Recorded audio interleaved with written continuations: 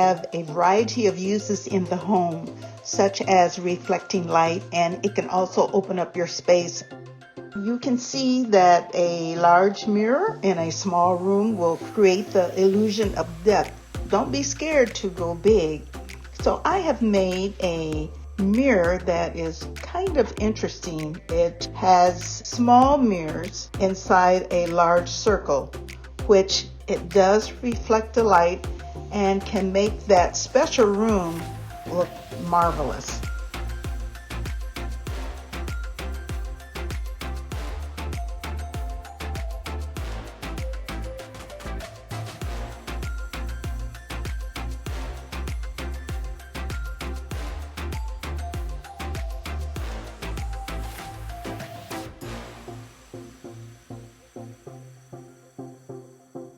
I started on this mirror long before I started my YouTube channel, so part of it was done, but I can walk you through the process.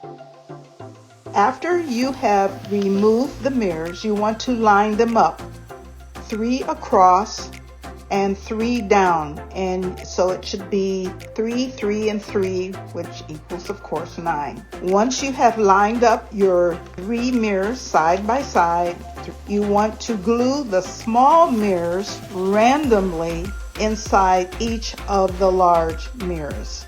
You want to connect these circles with tumbling tower blocks and popsicle sticks on the back side, because it is still a little flimsy, but with the E6000, it is not going to come down.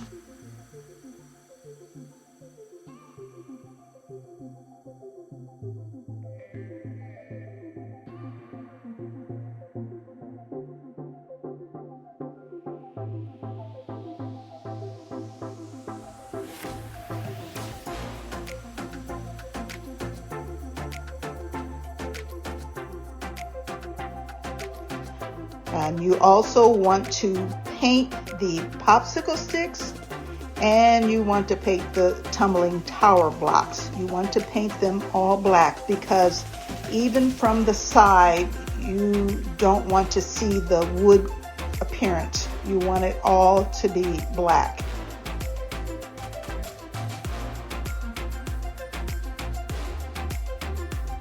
Because there is a little glue in between, you want to put some black beads in between each mirror.